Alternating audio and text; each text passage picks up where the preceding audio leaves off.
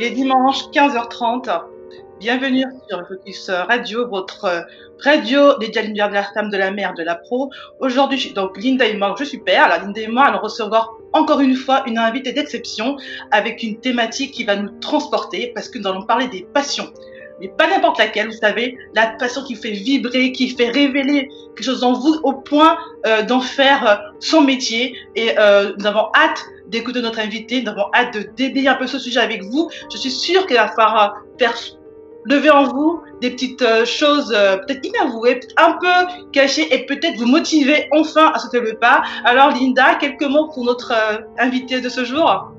Alors, bonjour à tous et bonjour à toutes. Ah oui, il y a eu un mot, ça va être difficile, mais c'est vrai que j'ai toujours cette passion, cette envie, cette émotion un peu voilà, au fond de moi qui m'émeut à chaque fois qu'on a une invitée. Je n'ai pas honte de le dire. Donc, elle s'appelle Amélia Miabatoussa.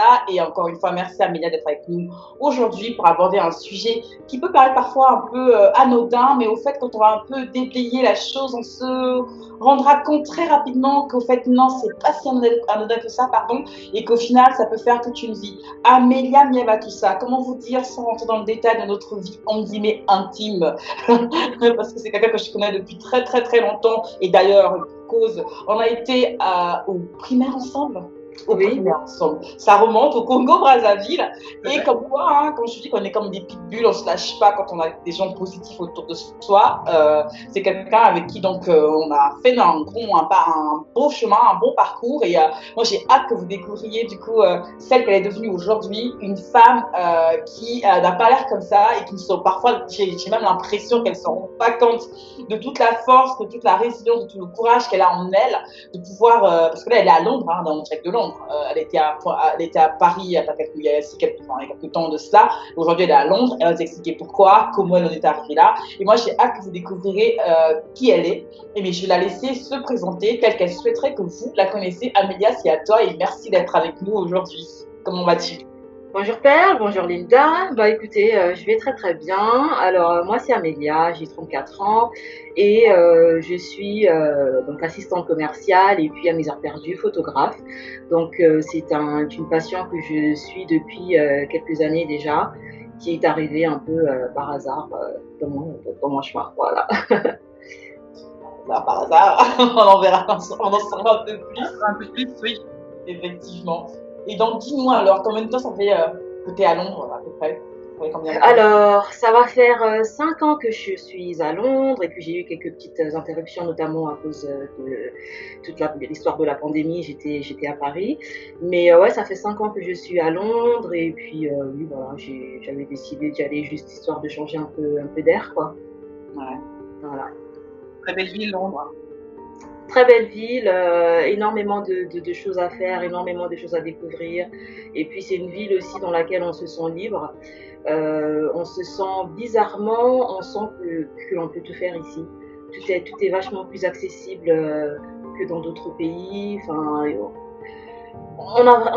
quand on veut faire des choses à Londres, je pense qu'on peut facilement le faire. Il faut juste avoir la rage d'y aller, le courage et la force, quoi, et avoir faim pour ce que l'on veut, mais je pense que c'est un pays qui offre énormément d'opportunités pour celles qui décident d'y venir. Voilà. Ah ben, c'est très bien, ça va un peu, je pense, on va en venir à ce sujet par rapport au mindset, par rapport au fait de pouvoir se lancer et de sauter le pas. Alors, justement, par rapport à notre thématique du jour, la passion. Les passions, c'est vrai que c'est quelque chose qui souvent nous permet de nous évader, de couper un peu avec le train quotidien, notamment quand c'est de façon stressant pour certaines personnes. C'est un peu notre havre de paix, c'est un peu pour beaucoup aussi le moment où on pense à rien, on n'est pas dans enfin, en tout cas, pas du temps de la compétition ou dans le stress, dans je sais pas quoi. Enfin, vraiment, c'est vraiment un petit cocon. Et quand on en a une comme ça qui arrive à sortir du lot, à nous faire vibrer plus que les autres, et c'est là où on se rend compte qu'une passion peut être plus qu'une seule passion et vraiment être un vrai mode de vie. Ça peut être un métier un jour, pourquoi pas, et au final être une partie intégrante de notre vie quotidienne. Alors, comment ça s'est fait pour toi? Un peu, raconte-nous un peu le début, la photographie. Comment tu es arrivé à faire la photo comme ça? Qu'est-ce qui t'a incité à le faire? Voilà. Raconte-nous un peu ton parcours. D'accord. Alors, ça remonte à l'époque où j'étais au Congo, d'ailleurs. Je me souviens que mon père nous emmenait souvent au village une fois par mois, ouais, voilà, une fois par mois dans un petit village pour découvrir. Et donc, il prenait tout le temps des photos. Et donc, à la maison, on avait des albums de tous les week-ends que l'on passait dans les différents endroits. Et ensuite est arrivée la guerre. Et en fait, après la guerre, on s'est rendu compte qu'on avait tout perdu. On n'avait plus de photos. Et ça, je pense que c'était le grand regret de quasiment tout le monde parce que dans les choses matérielles, ça se rachète. Mais les photos, c'est des souvenirs. Enfin, ce sont des souvenirs qui, malheureusement, qui sont très importants, quoi. Et donc, nous, malheureusement, on avait tout perdu. Et je pense que ça a dû venir de là parce que du coup, après ces événements-là, j'ai toujours été accrochée à un appareil photo, à essayer de capturer, de pouvoir conserver tous ces moments-là. Après, la chance qu'on a aujourd'hui, c'est que tout est digital maintenant, donc il y a énormément de possibilités de pouvoir garder facilement, de pouvoir conserver facilement ces photos. Et puis ensuite, il y a eu les voyages. Donc c'est durant mes voyages que j'ai découvert en fait que j'avais cette passion, cet intérêt très spécial pour capturer des moments. Au départ, ça a commencé par des petits voyages en Europe, et puis après, on est allé un peu plus loin, genre la Thaïlande, donc c'est beaucoup plus exotique, c'est différent. Et du coup, les photos rendent pas pareil. Et puis ouais, voilà, c'est venu notamment grâce au voyage. De découvrir la culture des gens, leur nourriture, enfin peu importe, tout ce qui semble différent de ce que l'on a chez nous, et on prend en photo, en capture, et puis après, ça s'est enchaîné à mettre toutes les photos sur Facebook, à partager avec mes amis, et puis à avoir le retour de mes amis qui me disent c'est très bien, écoute, pas mal la photo, machin, tu l'as prise où?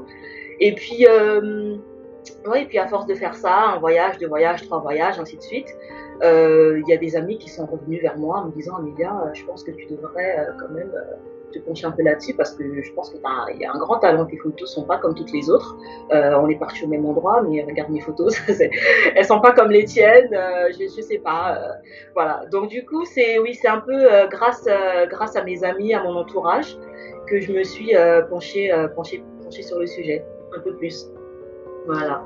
Moi, c'est ce que j'aime bien dans la manière dont elle me raconte, c'est que c'est vraiment comme une histoire. Elle le fait comme elle l'a fait la première fois quand elle m'en a parlé. Et c'est en fait, pour tout vous dire, pour vous remettre vraiment le contexte de l'émission aussi, quand on en a parlé en interne, pour savoir si on pouvait la voir aussi en émission et que tu l'ai tannée pour qu'elle puisse prendre 1 heure de son temps pour être avec nous, c'est que je vais sur son site internet, et je vois des photos, mais d'une authenticité que moi j'aime beaucoup. En tout cas, personnellement, c'est très subjectif, hein, je l'assume. Et puis d'ailleurs, la photo et puis l'art, c'est ça, hein, c'est une subjectivité. Elles sont belles parce qu'elles sont, comment dire ça, il n'y a pas de fou, vous voyez. Elle arrive à capter la beauté d'un regard, la beauté d'un moment, d'un instant, d'un sourire, d'un arbre. Je vais peut-être dans le côté, j'en sais rien, philosophique, j'en sais rien.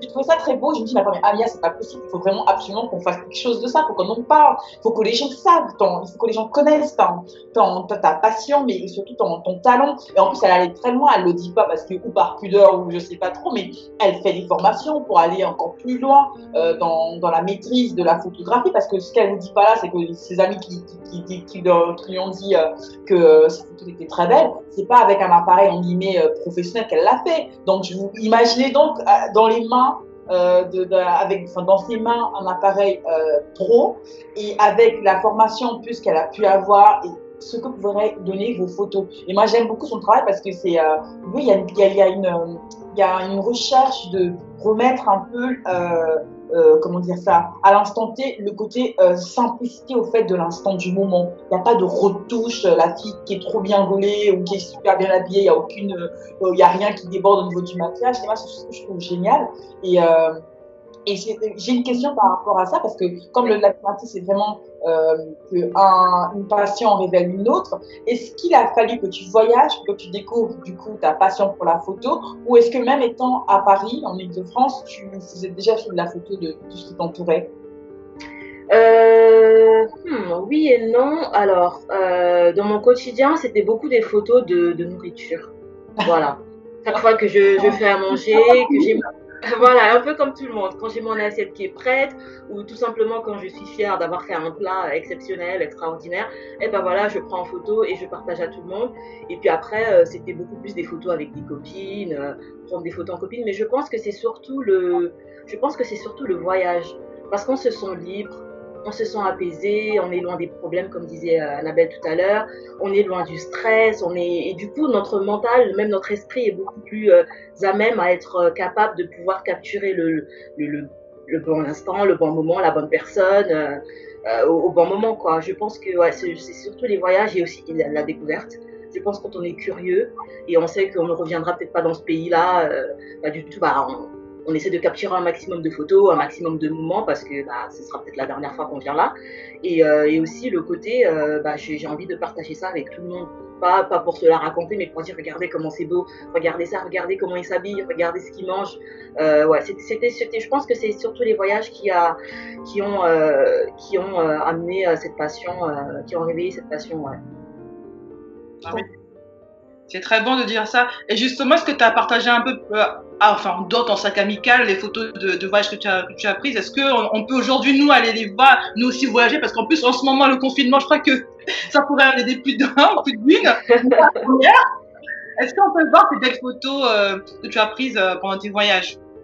Alors oui, j'ai le site internet est pas encore alimenté avec les photos de voyage parce que je vais laisser un petit peu pro, mais sur ma page Instagram, voilà, il y a quelques petits clichés de mes voyages, en tout cas les meilleures photos. Et aussi, je fais souvent des stories. Je me souviens pendant le confinement, le premier, on pouvait aller nulle part, donc du coup, ce que je faisais des stories une fois par semaine d'un endroit dans lequel j'étais allée. Donc toutes les semaines, on dit aujourd'hui on ira au Cap-Vert, et donc c'était des photos pendant toute une semaine et ainsi de suite. Et bon, ça a été pas mal d'avoir le retour des gens qui me disent c'est bien, merci de m'avoir fait voyager, surtout maintenant qu'on peut pas bouger physiquement, c'était cool, très belle photo. Donc j'ai fait ça pendant tout le confinement, j'ai partagé 3-4 voyages comme ça, différentes photos. Et puis là c'était cool parce que du coup je pouvais tout mettre et pas inonder les gens avec plein de photos. C'était vraiment tout le monde était à la maison et il y avait un petit peu rien à faire, donc ils étaient en train de regarder et puis d'apprécier le travail, donc c'est cool, ouais.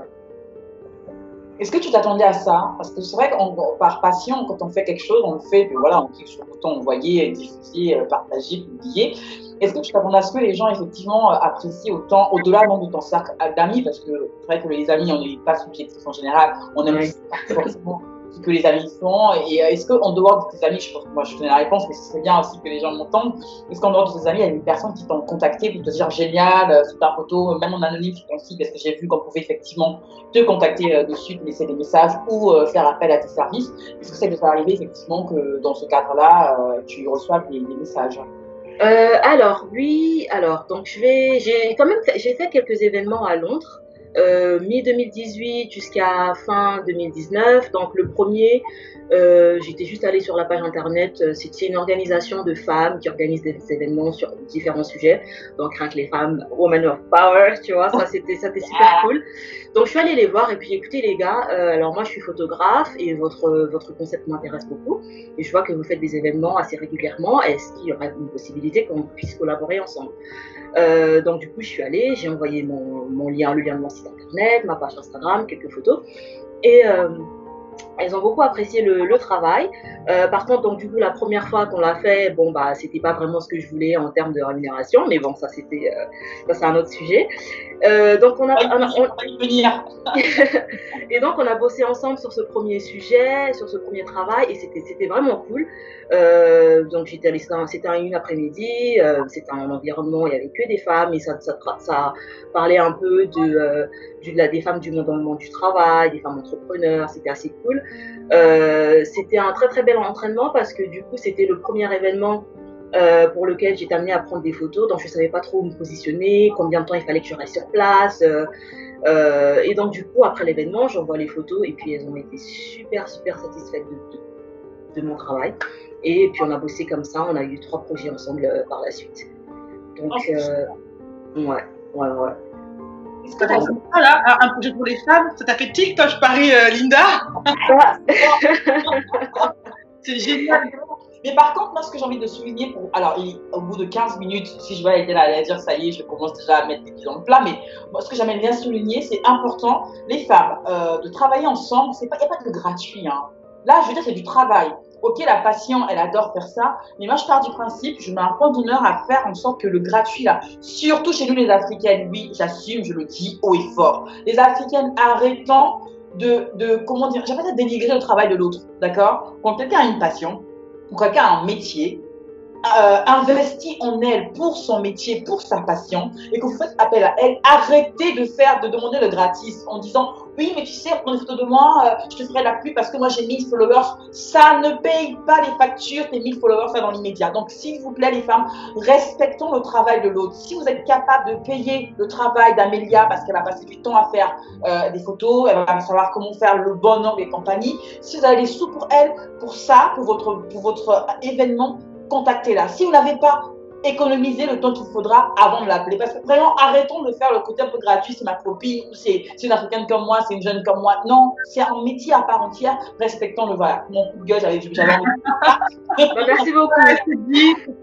Et parce que aussi, et j'ai eu le gros regret parce que à cause de son agenda de ministre, Amélia, j'ose le dire, elle devait être effectivement notre photographe pour The Focus, parce que quand on a fait notre rencontre avec Joël cet été, pour le dire ouvertement, on a repris contact avec Amélia parce qu'effectivement, on savait qu'elle faisait des super photographies et on voulait au fait qu'elle soit notre photographe pour la journée de shooting qu'on a fait pour toutes les trois. Et malheureusement, elle devait repartir à Londres, donc c'est pour ça qu'on n'a pas pu faire appel à elle. Et oui, ça aurait été rémunéré. Cela étant dit.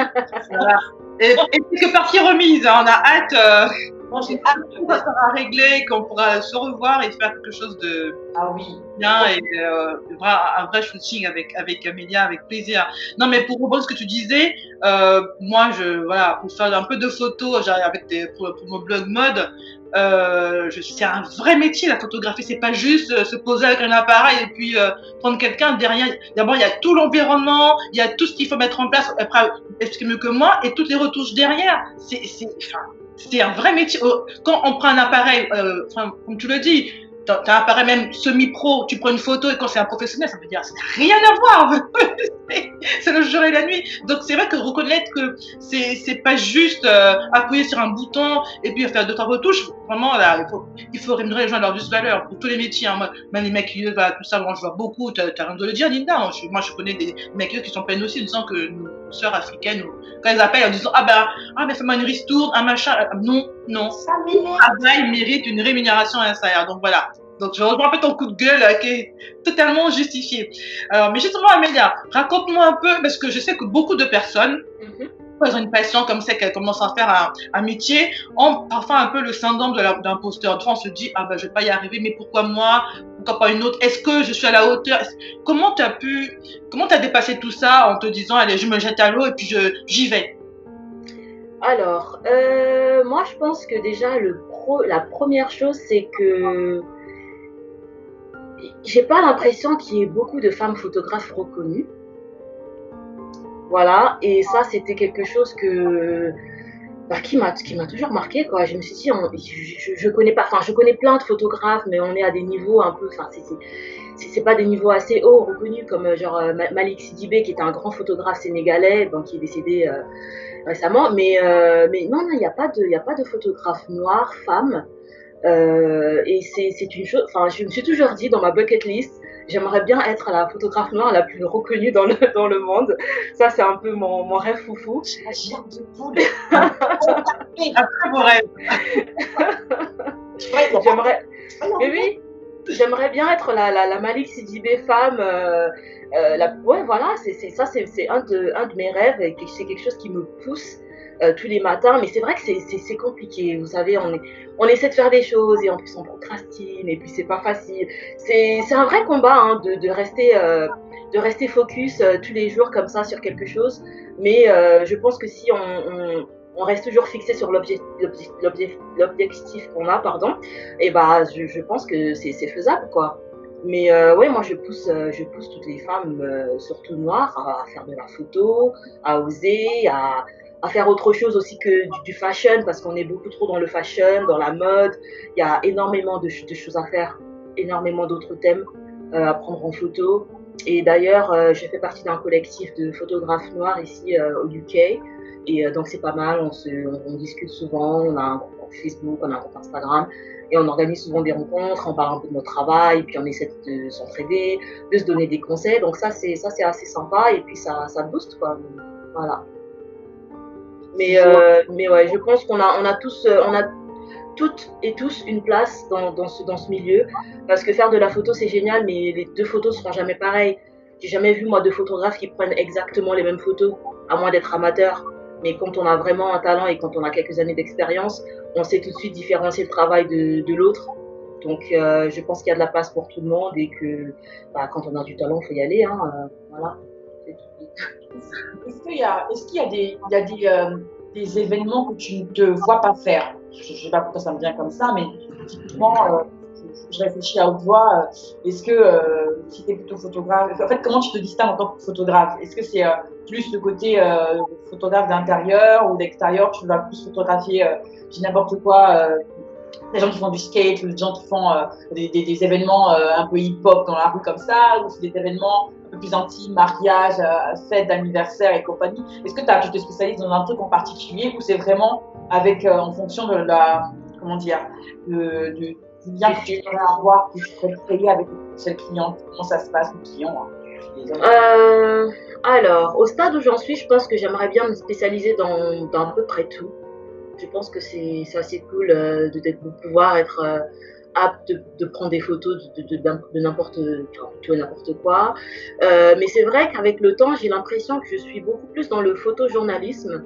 Je vais souvent à des événements, genre des manifestations, et ça j'aime beaucoup, parce que là du coup on arrive à capturer les vraies émotions sur le visage des gens. Et puis je pense aussi que c'est un moyen de pouvoir, de pouvoir soutenir des causes également. Je me souviens qu'il y avait les manifestations Black Lives Matter à Paris. Donc du coup, je suis partie, j'ai pris mon appareil photo. Ça permet de communiquer et puis de soutenir toutes ces manifestations, de soutenir tous ces problèmes et aussi juste de donner une voix, une autre voix, une voix de plus justement aux différents problèmes que les gens peuvent avoir. Je pense qu'avec le temps, je serai beaucoup plus tournée vers ça. Engagée, elle est engagée, voilà. Voilà. On voit un peu de ma tête, la photographie engagée, c'est non, mais c'est ça. Moi, je me rappelle aussi l'avoir tanné il y a quelques temps.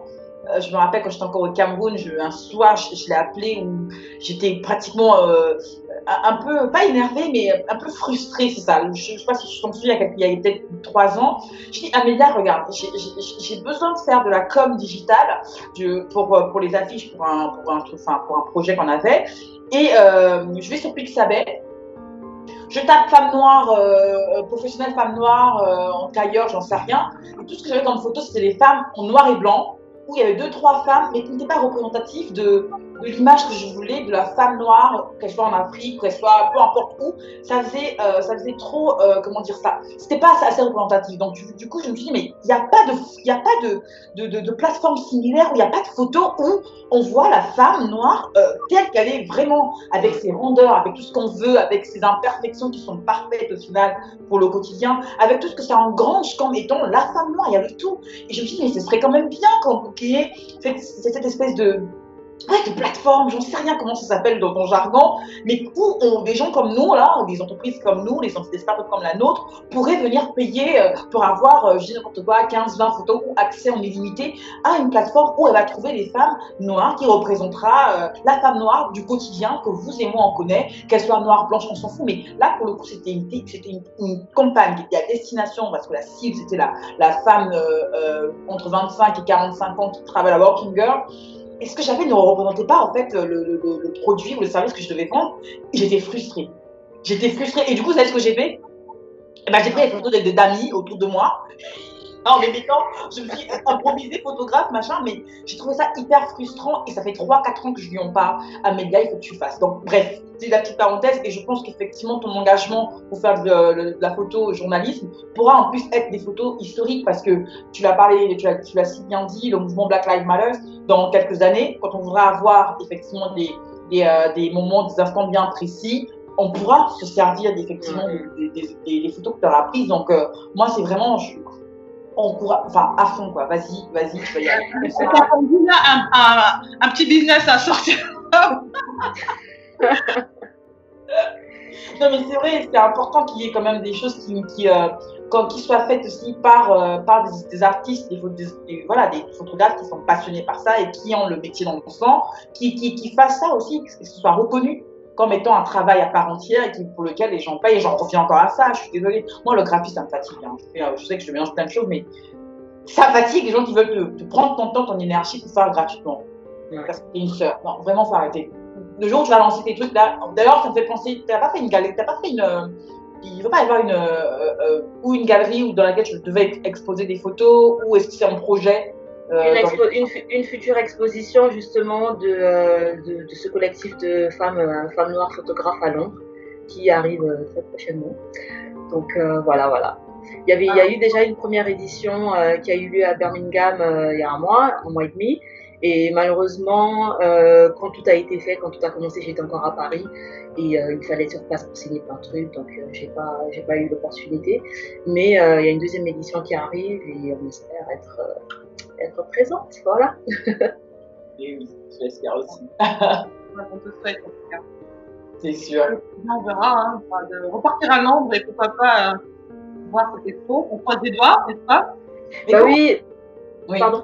Comment ça se prépare, au fait, en gros, toi, comment tu prépares l'expo de manière générale? Est-ce que dans toutes les photos que tu as, comment tu les sélectionnes? Comment tu arrives à déterminer, ok, celle-là serait parfaite pour cette exposition-là et pas celle-là ou...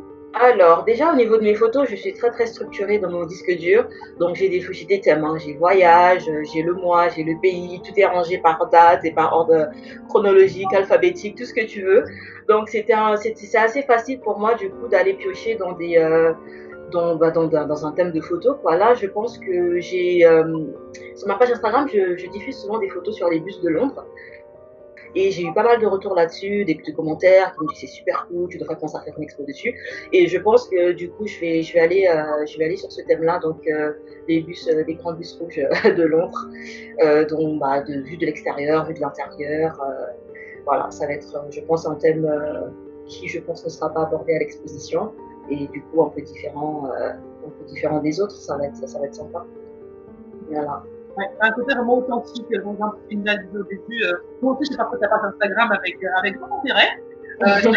On sent beaucoup de. Oui, c'est simplement d'humanité, pas comment dire ça. Il y a vraiment quelque chose de très authentique, de très vrai. Et où là, justement, de toutes les paillettes et tout ce qui est en mouvant au quotidien, et c'est vrai que c'est très beau à voir. Donc, si je comprends bien dans ton discours, tu as tout ce qui est photographe de Fashion Week, tout ça, t'es contre tout ça. J'ai bien compris. Non, c'est pas que je suis contre. C'est pas que je suis contre, mais je pense qu'à un moment donné, il faudra que je me jette là-dedans, ça c'est sûr. Mais moi j'adore l'authenticité des photos. Si je prends un portrait, t'as un bouton, t'as un cheveu qui dépasse, c'est pas grave, je trouve que c'est beau et ça représente la personne que tu es. Et j'ai beaucoup de mal à avoir des photos super lisses où la peau est nickel, où tout est parfait. C'est beau, hein, c'est beau. Je pense que certaines photos ont besoin justement de ces retouches-là. Mais à chaque fois que j'ai eu à le faire, c'est limite, j'étais en train de pleurer. Non, j'arrive pas. Ça m'a fait beaucoup de mal. Et donc du coup, moi, c'est beaucoup plus au niveau des couleurs, au niveau des tons de la photo, voilà, pour donner un petit peu, je sais pas, un côté nostalgique, un côté un peu rêveur. Mais j'aime beaucoup tout ce qui est authentique, vrai, nature, comme ils disent ici, raw. j'aime bien ce côté-là. Mais là, je fais une formation en Photoshop parce que je pense qu'au final, je serai obligée de le faire. Mais c'est sûr que ce sera pas ma partie préférée de la photographie. J'imagine bien. Voilà, penser un peu. Il y a quelques semaines, je trouve que moi maintenant ça va dater, j'ai ouvert une page Facebook, notre projet derrière c'est pareil, je vais me faire par Linda sur les doigts parce que je les procrastine beaucoup moi également, c'est une horreur. J'ai appelé parfaitement différent. C'est que où je parle vraiment du vitiligo des personnes différentes, où vraiment j'ai fait exprès, je me suis exposée sur les réseaux sociaux sans make-up, sans sans ma lesbique, sans, voilà, sans artifice, en essayant de faire comprendre aux gens que c'est important d'être authentique, de s'accepter comme on est. Et c'est vrai que j'avais en tête, moi, une série de photos, de portraits de femmes qui ont le vitiligo ou d'autres, on va dire, défauts physiques, pour inciter vraiment les femmes à s'accepter, enfin, comme elles sont, être bien dans leur peau, et surtout ces femmes-là en particulier, parce que quand l'image, c'est avant de dire, quand on retouche des photos, même si c'est joli sur le moment, mais c'est pas la réalité. Une vraie personne, une personne authentique a des boutons, a de l'acné, je sais pas quoi, ce moment on transpire un petit peu peut-être, voilà, il y a des choses qui se passent quand on une photo à l'instant T qui ne ressemblent pas beaucoup à ce qu'on voit sur les réseaux sociaux, ce qu'on voit un peu partout, et ça met une pression de dingue sur les jeunes femmes qui pour le coup, on a mal, déjà qu'on n'a rien de guillemets, on est déjà stressé. Mais alors, si en plus on se tape une différence physique, c'est dur quoi. Donc voilà, moi j'aime bien entendre comme ça un photographe qui dit que c'est important. Moi je le souvenais il y a quelques années, quand ma sœur partait pour quelques temps à l'étranger, j'ai dit bah tiens, en souvenir, on va faire un shooting photo. Donc j'ai pris rendez-vous, j'ai fait une surprise avec un photographe pro, on est parti faire un shooting, et je me rappelle ce photographe, au moment où on prenait les photos, il me disait d'arrêter de sourire. Parce que moi, en fait, quand je souris, j'ai des rides, tu vois pas du sourire, des yeux, enfin, beaucoup de police là. Et mais je vous assure, pendant au moins une année, j'ai eu du mal à sourire sur les photos. Parce que j'avais en tête ce photographe, je me dis, si ce monsieur qui fait des belles photos des gens qui sont, entre guillemets, pas parfaits, mais voilà, qui passent bien en photo, côté esthétique, me dit que je dois arrêter de sourire, que faut pas trop sourire parce que j'ai des rides du visage qui se creusent. Ça m'a stressée, mais c'était ridicule. Mais sur le moment, j'ai donné de l'importance à ce qu'il pensait comme si c'était une parole d'évangile, alors que, voilà, je suis désolée de grossière, mais c'est n'importe quoi. Dans la vie de tous les jours, on a tous des rides, des machins, on a un moment des imperfections qui font partie de nous, qui font que nous sommes humains, tout simplement. Donc moi, non, mais bravo d'avoir cet état d'esprit-là, et je suis sûre que ça va faire écho en beaucoup de gens, et c'est peut-être un créneau, ça comme ça fait un peu business, mais c'est ça, c'est le groupe. Mais aujourd'hui, les gens ont besoin de revenir à des choses, des valeurs plus réelles, plus humaines, plus vraies, totalement vraies. Et puis surtout, au niveau des jeunes femmes, je pense qu'au niveau de la confiance en soi, ça aide beaucoup. Moi, j'adore de voir les campagnes de pub de Nivea, je ne sais plus quelle marque, qui faisait des femmes en rondeur, tout en rondeur, et on voyait les vergetures, toutes les imperfections, mais qui au final sont parfaites quoi sur elle. Et moi j'aime bien voir ce genre de campagne où voilà, on montre la personne telle qu'elle est, sans les petites retouches. Si t'as des bourrelets sur le côté, et bah c'est pas grave, c'est mignon quand même. T'as tes vergetures, montrer les vergetures. Et je pense que ça peut aider beaucoup de gens justement à avoir un peu de confiance en eux quoi. Parce que c'est un gros problème. Mais moi j'ai beaucoup souffert de confiance en moi, même maintenant. J'y travaille. Et c'est vrai que quand on voit dans les magazines, sur Internet, partout, toutes ces personnes genre parfaites, on a un peu de mal des fois à se relever. On se dit bon, bah ok, faudrait peut-être que je fasse ça. Et on assiste aussi beaucoup maintenant à des filles qui vont se foutre du botox et très très jeunes. Très très jeunes. Et ça c'est dommage quoi. Après c'est l'image que les magazines ont vendue pendant des décennies. La femme super fine, ventre plat, peut-être blonde, les yeux bleus, enfin voilà. Donc ça aide pas trop. En fait, ce que vous dites, j'ai envie de pleurer tellement je suis heureuse d'entendre ça, Linda. Non, mais c'est vrai, non, mais attends, en plus, Perle l'a dit, il y a un créneau. Il y a un créneau, t'es quand même une des rares. Oh, ok, j'en connais pas non plus des masses de photographes pro, mais t'es quand même une des rares qui dit moi, les retouches, je suis pas très chaude, je suis pas très machin pour ça, parce que je préfère effectivement l'authenticité, le bouton d'acné qui ressort, un peu de transpiration ici et là. Mais ça décomplexe tellement de femmes. Même celles qu'on perçoit comme, entre guillemets, étant parfaites, ça va les décomplexer parce qu'elles n'ont pas la pression d'être tout le temps parfaites. Vous voyez ce que je veux dire? C'est un message fort. Et alors, rien que le fait en plus d'être en face, de se retrouver en face de l'objectif d'une pro qui te dit, du coup, pour le photographe, il te dit de ne pas sourire Perle, bon. Voilà, moi, bref, il est un peu taré ce mec, et bon, c'est pas grave. Ça fait du bien de se dire, lâchez-vous, soyez vous, et moi, je veux juste faire une sorte d'immortaliser le vous que vous êtes à cet instant-là. Pour les femmes, c'est un beau message. Effectivement, je crois que c'est Mixa qui fait cette pub. Mixa ou Nivea? Non, je crois que c'est Dove, il y a aussi Dove. C'est Dove, oui. Et où les femmes sont effectivement en petites culottes, avec leur petit soutif, machin en blanc, et à toutes les femmes rondes, petites, grandes, noires, blanches, enfin bref, il y a de tout. Et je trouve ça très beau comme message, effectivement. Et bon, là, derrière, il y a peut-être effectivement le photographe ou celui qui filme, mais c'est important. Et quand une femme parle effectivement de ses complexes et qu'elle a quelque part en face d'elle quelqu'un qui lui dit c'est pas grave, vous êtes avec vos imperfections, vous êtes parfaite, mais ça enlève un poids. Ça a l'air bête comme ça, mais ça enlève un poids. Rien que pour la journée, ça fait du bien, quoi. Il faut le faire. Il y a un marché là. Linda a le nez. Non, mais exactement. Mais clairement, même la dernière, beaucoup de défilés pendant la Fashion Week, il y a beaucoup de marques qui ont commencé à mettre des mannequins grande taille, des mannequins taille 40, parce que c'est grand chez les, c'est énorme chez les mannequins, taille 40, c'est n'importe quoi, mais bon, bref, voilà, dans les défilés pour dire, voilà, on se rapproche un peu plus de notre public, un peu plus de notre, des gens normaux, quoi. Enfin, c'est hallucinant en 2020 d'avoir encore ce genre de discours. Ça manque encore de diversité, ça manque encore oui, de la vie réelle, entre guillemets, mais bon, on y vient tout doucement. Mais je pense que c'est aussi à nous, et c'est aussi important que les photographes aussi arrivent à percevoir ça, notamment Amélia pour pas nous le dire, mais je pense que c'est à nous les consommateurs, de dire à un moment donné stop, de dire voilà, nous on veut aller vers des marques ou vers un mode de consommation qui nous ressemble un peu plus. Je sais pas si toi tu le perçois un peu, pas forcément dans la mode, mais même dans d'autres domaines, je pense même dans le bio, tout ça, voilà, on essaie c'est aussi à nous, en tant que consommateurs, d'insuffler aussi en disant, voilà, stop, arrêtez-nous tout ça, passez plus, enfin, faites des choses qui nous ressemblent un peu plus, quoi. Oui, bah, je pense que le consommateur a beaucoup de pouvoir de toute façon, hein, c'est nous qui achetons, donc voilà. Je pense que maintenant les marques elles font beaucoup plus attention justement à la vie de leurs consommateurs. Elles veulent faire plaisir, elles veulent que tout le monde achète, que tout le monde consomme et que tout le monde soit représenté. On est quand même dans une époque ou dans une ère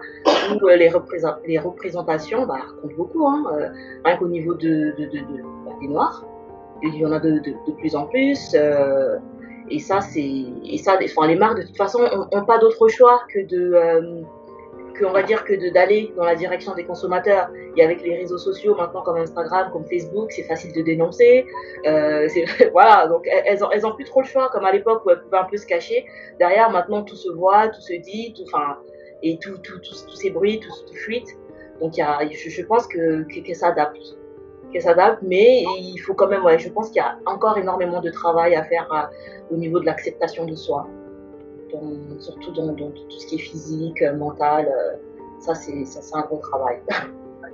Et c'est un peu pour ça, c'est mon focus qu'on est aussi un peu là pour insuffler un peu de confiance en soi tous les jours, comme tu as dit, auprès des femmes. Alors, j'aimerais bien revenir justement, tu as parlé un peu de travail, tout ça, à la passion. Donc, quand on est passionné par quelque chose, quand à un moment donné, on passe l'étape trop d'en faire. Est-ce que toi, tu as eu comme ça un petit guide, enfin, un guide, mais un pas à pas de dire voilà, c'est bien beau, j'aime la photographie, on me dit que je te sens belle, c'est pro. Est-ce que tu as eu comme ça un petit plan de carrière, un petit pas à pas, tu te dis bon, voilà, je fais ça, en plus je fais ça, et puis des petites étapes comme ça que tu peux préparer pour vraiment passer au niveau supérieur. Qu'est-ce que tu as fait concrètement en fait?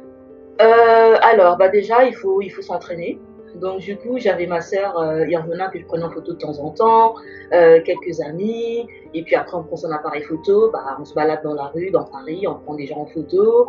Je pense qu'au départ, c'est beaucoup d'entraînement déjà, pour se rendre compte déjà de son travail, parce que quand on prend des photos aussi, même de voyage, c'est pas vraiment pareil, parce qu'on n'est pas dans l'optique de faire de la photo. Mais là, quand tu prends ton appareil, avec en tête, ok, je vais faire ça pour essayer d'évaluer mon travail, entre guillemets, tu prends ton appareil, tu prends des photos, tu retouches, et puis tu vas sur Internet, tu regardes un peu ce que les gens font, dans quel secteur, dans quel thème, comment ils prennent leurs photos, qu'est-ce qui les inspire, et puis après, la suite, c'est de pouvoir publier ses photos sur les réseaux sociaux. À l'époque, c'était beaucoup Facebook. Pouvoir les partager et puis aller toquer aux portes. Voilà, bonjour, je m'appelle Amélia, je fais de la photo. Est-ce que si demain vous avez besoin d'un photographe, je suis là. Ça a été un peu comme ça. Ça a été un peu du porte-à-porte. Et puis, mais tout a vraiment commencé en fait quand je suis arrivée à Londres. J'étais vraiment éblouie par la ville, tout était nouveau pour moi, tout était beau. J'étais tout le temps dehors avec mes photos et puis un jour je tombe sur Facebook sur un gars qui recherchait un photographe pour une marque de sac à main. Et donc du coup je lui envoie mon catalogue, je dis bah, voilà, je suis photographe, je viens de commencer et il regarde pas mes photos tout de suite, il me demande tu shootes avec quel appareil? Et donc du coup je lui balance le nom de mon appareil photo qui était pas un pro. Il me dit ah ok. Et puis il se passe peut-être 1 ou 2 jours. Je me dis bon bah c'est pas grave, hein, tant pis. Et puis après il revient vers moi et dit bah finalement j'ai regardé tes photos et je pense que ça peut le faire. Ok. Donc du coup on s'est vu, on a discuté et puis on est allé, on a pris les photos. Il a été super super super content du résultat. C'était super cool. Et oui donc c'était des sacs à main et puis il y avait un espèce de buffet pendant la séance, et donc il fallait prendre des gens en photo, les sacs à main, sur différents plans, et il a été vraiment, mais vraiment, vraiment satisfait de mon travail, et par contre, à la fin, il m'a dit, oui, je pense que pour que les gens te prennent un peu au sérieux, il faudrait que tu prennes un appareil photo un peu plus pro. Et ça, justement, je pense que, moi, j'ai vu des photographes avec des appareils pro, mais qui prennent des photos, qui sont pas sublimes, quoi. Donc ça veut rien dire, ça veut rien dire du tout. Et malheureusement, c'est la société qui est faite comme ça. Ça marche comme ça. Tu arrives avec un appareil, un 5D ou un 6D, ok, c'est cool, on te prend au sérieux tout de suite. Mais tu arrives avec ton 1200 ou ton 650, ok, on sait pas trop, mais ça veut rien dire. Ça veut rien dire. Et je pense qu'aussi à ce niveau-là, c'est un peu biaisé parce que les gens, du coup, parce que j'ai mon 5D, et du coup, je prends très bien les photos. Mais bon, moi, j'ai vu des photos. Ok, quoi. J'aurais pu faire la même chose avec mon téléphone sans prétention, mais ouais, c'est vrai, j'ai commencé du coup avec ça et puis il a été content et puis je me suis dit bon bah c'est cool et j'ai publié des photos et puis ainsi de suite, voilà, les tout qui le portent, et voilà quoi. Je pense que c'est ce qu'il faut faire, déjà évaluer son travail, prendre une journée ou deux, un petit week-end, aller prendre des photos, même à la maison, hein, faire des mini reportages. Sur tout n'importe quoi. Pendant le confinement, j'ai vu des gens faire des mini-reportages sur leur vie au quotidien, ce qu'ils mangeaient, ce qu'ils faisaient de la journée, ou qui prenaient les gens de leur famille en photo. Voilà, bah, ce matin, je prends du thé, puis ça prend le petit mug de thé. Enfin, il y a énormément de choses à faire, que ce soit à l'intérieur ou dehors ou n'importe où. Je pense qu'il faut juste tester et puis voir aussi ce qui nous parle le plus et dans quel thème on est le plus à l'aise, je pense. Voilà. Enfin, j'ai fait des notes, ça fait ça à prendre si jamais j'aimais la photographie, même dans d'autres sujets. C'est vrai que s'exercer, essayer de s'améliorer pour pouvoir après proposer son travail, c'est une démarche totalement logique et tant mieux ça marchait. Et puis, je sais pas, Ina, tu as des questions sur d'autres sujets? En fait, moi, j'ai envie de rebondir sur ce que tu dis, Amélia, quand tu dis que s'auto-évaluer, enfin, s'évaluer un peu son travail. C'est fou parce que, tu vois, on parle, elle est, même dans la passion, elle est consciente qu'il y a ce côté un peu pro de s'auto-évaluer. Parce que quand on est passionné par quelque chose en général, on n'accepte pas la critique, même quand elle est, enfin, on accepte la critique un peu difficilement. Et quand elle est constructive aussi, ça va. Mais tu vois, c'est juste ce côté-là sur lequel je voulais rebondir. Je trouve ça plutôt inspirant de se dire, oui, ça me passionne, oui, mais il faut que je sache ce que je vaux lorsque je me mets dans la situation de faire des photos pour la partie en guillemets métier. Oui. Tu as bien fait le parallèle entre quand tu es en voyage, c'est pas la même chose que lorsque tu sors, que tu sillonnes Paris avec ta sœur pour prendre des photos dans le cadre de ce qui va devenir plus tard ton métier. Je trouve ça très beau parce que la passion, je dis toujours ça, en tout cas ce qui se passe en ce moment pour rebondir, pour passer à un sujet toujours qui concerne la passion et son métier, le parallèle avec la Covid-19, le confinement actuellement, je vois beaucoup de personnes qui sont en reconversion professionnelle, qui se réveillent un matin et se rendent compte que ça fait 5, 10, 15 ans qu'elles sont dans un métier qui ne les passionne pas, pour lesquels ne les fait pas vibrer, et du coup qui se disent qu'est-ce qu'elle vaut ma vie au final, quoi, parce qu'elle s'arrête le lendemain, là je suis confinée, qu'est-ce qui m'anime, qu'est-ce qui me passionne, et c'est beau de se dire, ok, même en étant confiné, on peut prendre des photos à l'intérieur de la maison, même si après, il faut luminosité, j'en sais rien, ce qui est mieux placé que moi pour savoir si c'est meilleur ou pas, mais c'est important en fait, le fait de se dire quelles sont mes passions, de se remettre un peu en question et se dire quelles sont mes passions et quel est le métier qui va me faire vibrer. Au-delà de l'aspect financier, c'est juste le côté qui nous rend vivants.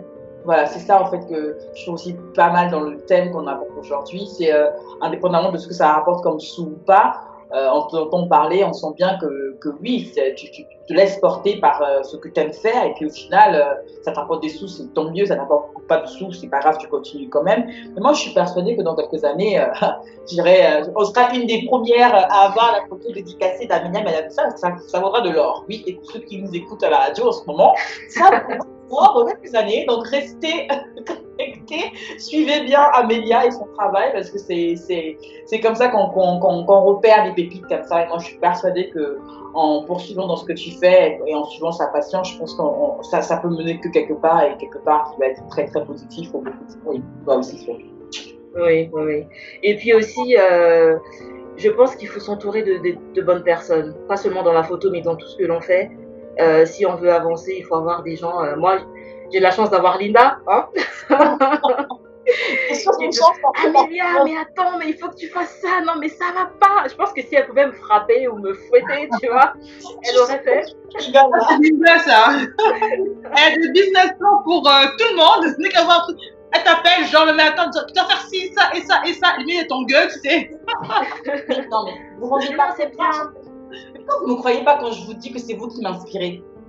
Quand je dis ça, j'arrive pas à comprendre. C'est-à-dire que je comprends pas que vous ne voyez même pas vous-même ce dans quoi vous êtes forte. Et moi, c'est mon rôle. Je me sens, oui, investie d'une mission. J'ai pas honte de le dire. Quand je sens quelque chose, et surtout que c'est des personnes qui, en général, posent des questions, donnent mon avis sur une chose, quand vous faites ça, ben moi, ça porte votre à tout. Hein. Donc, je vous appelle à 5 h du matin, comme à minuit, parce que j'ai une idée, il faut que je la partage. Une fois que je partage mon idée, après, je continue ma route et je me dis, attends, mon idée dont je parle il y a 3 ans, là, ce qu'elle a fait, je reviens dessus parce que je suis persuadée. Je vous assure, si attends, mais vous passez juste le cran en dessus, mais je prépare ma retraite, comme disait Nabou, je prépare ma retraite. Demain, on aura une photographe de renom, mais je serai contente de dire que j'ai embêté Amélia pendant 3-4 ans à faire ça. Même si ça va dépendre de moi. Parce que je dis, parfois, il faut juste le petit truc, là, la petite étincelle que tu vas faire comme ça. Exactement. Là, c'est vous. Et vous, sauf que vous vous rendez pas compte. Mais bon, bref. En général, c'est ça. C'est les autres qui se rendent compte. Hein, c'est ça. Exactement. Exactement. Mais c'est bien d'être entouré de personnes qui vous motivent. Moi, j'ai des copines, je mets une photo, oh, elle est trop belle, et qui repartagent la photo sur leur Instagram, sur leur Facebook, oh, machin. Mais ça fait plaisir. Et même là, le fait d'être dans l'émission, ça met une petite pression dans le sens où, ok, après l'émission, meuf, qu'est-ce que tu fais après, quoi? Il faut que t'enchaînes, il faut pas juste que tu retournes dormir. Internet, allez-y tous sur son site. Là, on va mettre ça déjà sur le site de la radio. On a mis le site internet d'Amélia et allez-y sur son Instagram qu'elle alimente, je crois, beaucoup plus. Moi, je suis très nulle là, pour tout ce qui est Instagram et compagnie. Peut-être que je m'y mette un jour, mais bon, bref. Mais je pense qu'elle alimente bien plus que le site. En tout cas, c'est beaucoup plus rapide. Donc, allez-y suivre son travail et please, je le redis, you don't have money, please don't call her. Please. Merci. Pour renforcer le travail des gens. Si vous voulez vraiment travailler avec elle, si vous voulez vraiment qu'elle immortalise vos instants les plus précieux, appelez-la, demandez-lui ses tarifs. Si vous avez ça dans votre compte, faites votre chose au moment où vous le dites. Si vous n'avez pas ça, donnez-vous 1 mois, 2 mois, économisez et faites-le. Tout est possible dans la vie, il faut juste donner les moyens. Mais pardon, n'insultez pas le travail de quelqu'un. Allez-y économiser, appelez-la. Amélia, j'ai un peu, comment on fait? C'est comme ça, il faut payer. Le gratuit n'a pas de valeur. Ah. Non, mais je suis sûre que ça va être très beau. Moi, j'ai hâte, j'ai plein d'idées encore. Je la tanne, je sais, je la tanne, mais parce qu'elle a ça en elle. Elle a ça en elle. Et allez-y voir ses photos. Moi, j'ai beaucoup aimé sur ton site l'album Faces, justement dont tu parlais. C'est beau, allez-y voir. Et vous sentez, alors je sais pas si ces personnes-là posaient vraiment, mais moi j'ai eu l'impression que, voilà, j'ai vu des filles avec des portables. On le fait tous, toutes, au quotidien, à l'arrêt de bus, dans son taxi, je ne sais rien, sans métro. À un moment, on prend son téléphone, on regarde un truc, et elle prend juste l'expression. Donc, je ne sais pas ce qu'elle disait, cette jeune femme magnifique, qui disait un truc sur son téléphone. L'expression qu'elle avait quand elle lisait ça, elle l'a tout immortalisé comme ça. Je ne sais pas si elle posait, hein, mais encore une fois, je trouve ça très beau. Moi, c'était l'album qui m'a fait un peu, voilà. Comme ça, mais bon, il y a plein d'autres photos, il faut aller les voir, et puis moi j'ai hâte de voir l'expo qui va être, je sais pas quand, après le confinement, j'espère. Et j'ai hâte. Et puis si on peut venir à Londres aussi, ça fera un bon moment pour repartir à Londres, se refaire une autre soirée à Londres. Petite parenthèse comme ça. Je vais pas dire il secret à la radio, mais bon, ça serait aussi pas mal. Ça serait aussi pas mal. Oui, ouais. Après. Mais c'est vrai que le confinement a arrêté pas mal de choses, mais c'est justement le bon moment pour réfléchir à ce qu'on va faire après. C'est bien. Autant il y a beaucoup de gens qui se plaignent, oh là là, je peux pas sortir, je peux rien faire, mais moi je me dis, ok, même pour le premier d'ailleurs, je m'étais beaucoup isolée. J'étais juste en train de travailler, ok, qu'est-ce que je ferai après, qu'est-ce que je ferai, ceci, machin. C'était juste faire un plan, faire un petit programme pour la suite, et je pense que tous les gens qui sont confinés en ce moment devraient prendre ce temps-là pour aussi sur ce qu'ils ont envie de faire, après, sur leur travail, leur perso, enfin, n'importe quoi. Et juste utiliser ce temps à bon escient. Et pourquoi pas faire d'une passion un métier. Oui, exactement. C'est vrai parce que tout à l'heure, avant le live, là, pendant que je faisais ma cuisine et tout ça, j'écoutais un live justement entre je sais que Shina Donia, qui a un compte Instagram qui est très bien. Elle interviewait, enfin, c'était en conversation avec celui qui a fait Investir en Afrique. Oui. Philippe Simo.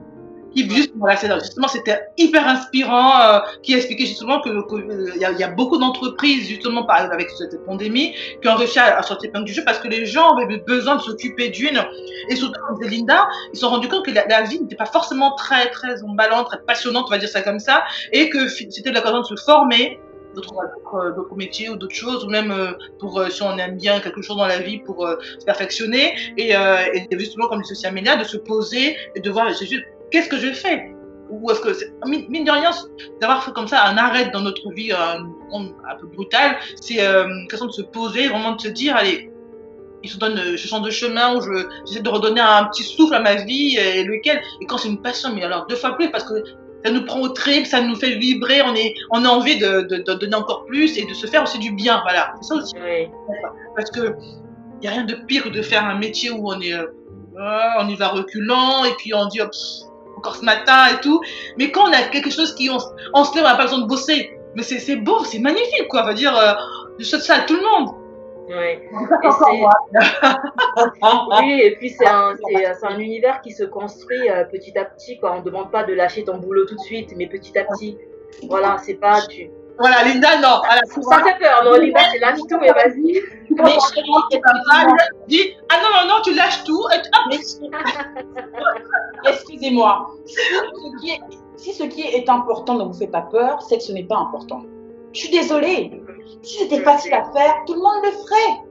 Il faut un peu de peur, mais la bonne peur qui vaut je lâche tout, où je vais, je sais pas trop, mais j'y vais avec le sourire. Tu vas passer pour une tarée, mais c'est pas grave. Tu sais, une fois à l'intérieur, c'est cette force-là qui te permet de dire ok, ils vont faire des pronostics sur ta défaite, ton échec, ton machin.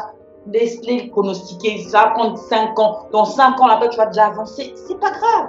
Il y a un feu qui en soi qui t'anime, et seul toi peux comprendre ça. Ne pas laisser les gens avec leur seau d'eau venir éteindre le feu là. Si t'as pas cette force-là, twice. Vous savez que j'aime bien, il y a une phrase que j'aime bien en anglais, elle me vient beaucoup comme ça. It takes twice a woman like me to put me down. Donc, essaye encore.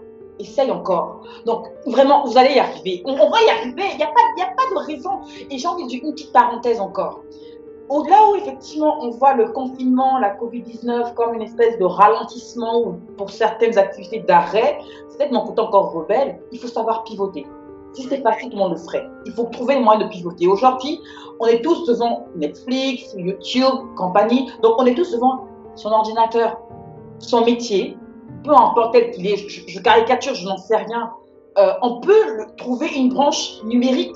Là, je prends ma casquette de femme numérique. Mais le numérique est dans tellement de projets potentiels tant qu'on n'a pas l'esprit étriqué.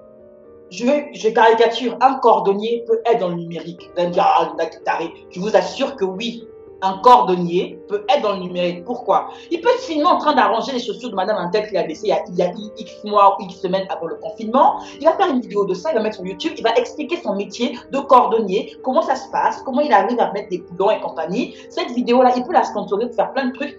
et gagner du bif là-dedans. Je caricature, mais c'est possible. Donc aujourd'hui, même pour l'exposition à faire, et j'avais une question à te poser avant qu'on me rende l'antenne, parce que ça va faire bientôt 1 heure qu'on est à l'écoute. Est-ce que c'est possible que l'expo, à défaut de ne pas être physique, parce que comme en ligne. Ma chérie,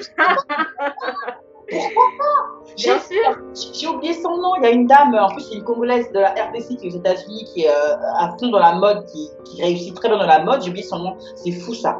Elle est même millionnaire, et pas en France, c'est pas en dollars, hein, madame. Elle a fait un défilé pendant la Fashion Week virtuelle en 3D. Donc, je veux dire, c'est possible. C'est possible, ouais. Par contre, ma question, c'est de savoir, est-ce que le rendu sera, enfin, le rendu, est-ce qu'il n'y aura pas une perte de qualité au niveau de l'image, enfin, au niveau de la photo, la qualité de la photo, est-ce que ça pourra être forcément différent, mais est-ce que cette différence, ça sera un plus ou ça va peut-être enlever Non, ça peut le faire. Bon, mais mes chers auditeurs et auditrices, vous êtes la prochaine collection en ligne d'Anne tout ça qui décidera la date, la pression que je fous. Donc, c'est possible ou pas possible? Non, c'est possible. Et d'ailleurs, on en avait parlé la dernière fois. Donc, oui. Admettons, si le confinement dure jusqu'en février 2021. Oui. Attendez. Parce que Linda m'a dit, n'attends pas le groupe de filles, hein, fais ton truc à côté si ça prend 10 ans. Oui. Et tu fais ça payant l'entrée, même si c'est symbolique. Tu fais ça payant. Oui. Symbolique. Même si c'est 5, 10, 15 euros, on s'en fout. C'est sur papier. C'est dingue comment on est connecté. Hein. C'est pour ça. Bon, non, moi je te dis, mais il faut faire. Non, mais. Oh, waouh. C'est possible, on rigole, mais c'est possible. Ne pas attendre que les choses extérieures dont on n'a pas le contrôle puissent passer pour reprendre le contrôle de notre vie. Non, moi, ok, de manière je l'assume, mais même dans la perte de contrôle, je contrôle quand même le fait que, ok, je ne peux pas sortir comme je veux, comme d'habitude, mais ce qui est sûr, je ne vais pas attendre que mes projets soient à l'arrêt à cause du confinement, à cause d'une situation extérieure que je ne maîtrise pas. Je vais avec ce qui se passe, je vais slalomer en ces trucs et y arriver. Et je pense qu'on peut tout le faire. On peut absolument tout le faire. Il faut qu'on se donne les moyens, on en donne peut-être un peu moins, mais c'est possible. Et c'est vraiment, vraiment, vraiment possible. Wow. C'est beau en fait de plus. C'est possible. Le rêve, la passion, tout est possible dans la vie. Quand on est possible, oui. Effectivement. Oh, c'est totalement ça. Et motivatrice, Linda. Je jure, elle a ça dans le sang. Parce que je vois ce que vous faites. Faut pas faire de digital, toi, la motivatrice, coach. Motivatrice. Non, honnêtement, allez-y vraiment voir. Je parle parce que c'est vrai que c'est quelqu'un que j'apprécie beaucoup, que je connais depuis quelques temps. Et c'est une des rares personnes qui a effectivement qui a de bonnes ondes, vous savez, des bonnes ondes positives là. Et qui parfois qui a une espèce de dragon en elle qui sommeille, mais elle n'est même pas consciente de ça, j'ai l'impression. Et j'ai envie de dire, réveille-le ce dragon. Et moi, j'ai envie que dans 15 ans, dans 5 ans, j'en sais rien, qu'on soit quelque part à Lagos ou au Ghana, je sais pas où on va aller à l'expo d'Amélia, tout ça, quoi. Vous voyez ce que je veux dire? C'est possible. C'est possible. C'est possible. Et tu fais de belles photos et il faut que le monde le sache. Il faut que le monde le sache, il faut que le monde paye pour ça. C'est voilà. Surtout, ouais, payer. Même symboliquement, mais c'est important. Et tu parlais tout à l'heure justement de l'entraide. Des amis qui voient une photo, qui like, qui partagent. Ça a l'air de rien, mais si elles ont 500 ou 30 amis qui les suivent, potentiellement ce sont 30 autres personnes qui ne te connaissent pas, qui vont voir, ah, mais c'est qui, c'est machin. Et dans les 30 autres personnes-là, peut-être qu'il n'y a pas des radis qui vont t'appeler. Donc ça a l'air de rien, mais c'est possible. Donc on peut s'entraider de manière intelligente. Voilà, c'est ça. Et on s'en fout de ce que les gens aiment ou n'aiment pas. L'important, c'est de faire ce que tu as envie de faire, ta passion, et tu verras. Et en faisant ta passion, tu en inspires d'autres. Ouais. Tu en inspires d'autres. Et c'est ça, en fait. Et d'autres dans moi. Donc, non, je pense que. Je ne sais pas si vous avez d'autres trucs à dire. Moi, sinon, je peux rester jusqu'à demain. On avait tout compris. Le mot de la fin, tout est possible. Tout est possible, effectivement. C'est possible et arrêter la gratuité, voilà. Payer. Ouais. C'est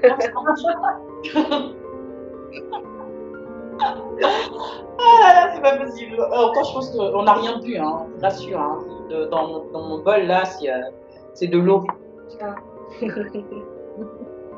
Bon, je sais pas si du coup, vous avez d'autres questions, Père, pour Amélia, parce que ça fait déjà 1 heure qu'on se parle. Non, pas d'autres questions, mais beaucoup, comment je veux dire ça, beaucoup d'intentions. Je lui envoie beaucoup de pensées positives, beaucoup de force. Je lui souhaite de réveiller le dragon qui est en elle. Et en tout cas, un grand merci d'avoir accepté notre invitation pour cette émission. C'est toujours un plaisir de recevoir des femmes comme toi, inspirantes et qui donnent envie de se dépasser, qui donnent envie de se motiver et d'enfin franchir le pas. Et je sais pas si tu as des choses à dire, Amélia, pour nos auditeurs. Bah déjà, un grand merci à toutes les deux et surtout à Linda, hein, parce que mine de rien, vous savez pas, mais ça m'a quand même mis un gros coup de pied au cul. Et c'est bien, et non, non, ça me réveille un peu parce qu'on était, bah, comme on dit, on procrastine beaucoup malheureusement, mais avoir ce genre d'événement là, ça nous rappelle à l'ordre. Ça nous dit, arrête de dormir, t'as encore plein de choses à faire. Hein, donc non, ça c'était vraiment nécessaire, je pense, surtout maintenant. Et puis ouais, non, merci, vous faites du très beau travail. Et puis bah, Linda, hein, t'es exceptionnelle en pro comme en personnel. Toutes mes amies connaissent Linda. Ça c'est un truc. Linda les connaît peut-être pas, mais toutes mes amies connaissent Linda. Ah, Linda du Cameroun, c'est ça? Oui, c'est elle. Parce que Linda, c'est la fille qui m'inspire. Franchement, et sans prétention, il n'y a pas énormément de personnes qui m'inspirent dans la vie, mais alors elle, c'est quelqu'un, quand elle dit un truc, elle le fait. Et d'ailleurs, elle parle même pas, elle fait. Elle n'est pas là à blablater. Voilà. Et puis, oui, et puis elle pousse les gens, à faire plus, à faire mieux. Et puis, comme elle a dit, elle sait déceler les talents cachés et les qualités. Donc c'est cool, je suis très contente de notre amitié qui date de Brazzaville. C'était sa Lise. Ouais, ça remonte une vingtaine d'années. Ouais, voilà. Bah, merci beaucoup les filles. Ouais. Merci à Et puis pour ceux qui écoutent, hein, rendez-vous tous les dimanches, 15h30 heure de Paris, et puis 14h30 pour ceux qui sont ici à Londres. Et voilà quoi. Et c'est pour ce genre de moment, pour ce genre d'instant de partage avec des femmes inspirantes que The Focus est né et que The Focus va continuer, je l'espère, à recevoir des femmes. Nous, on vous attend, toutes les femmes qui nous écoutent. On est toutes exceptionnelles à notre façon. Il faut juste qu'on ose le croire, qu'on ose le dire, qu'on n'ait pas peur de le dire. Et je vous assure, on a tout notre truc à nous. Et c'est ça qui fait qu'on est authentique. Et je trouve ça très beau. Et encore merci parce que c'est vous aussi qui nous inspirez. C'est vous, Père, aujourd'hui, Joël aussi, Amélia et toutes les autres femmes qu'on a reçues et qu'on vous prépare de belles surprises. J'espère que vous allez les adorer, de les apprécier du moins pour cette fin de mois.